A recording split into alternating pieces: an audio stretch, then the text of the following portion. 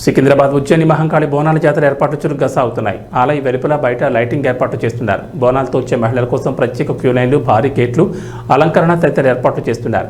ఈ నెల 21, 22 బోనాల జాతర జరగనున్న నేపథ్యంలో ఏర్పాట్లను త్వరితగతిన పూర్తి చేస్తామని ఆలయ ఈవో గుత్తా మనోహర్ రెడ్డి చెప్పారు.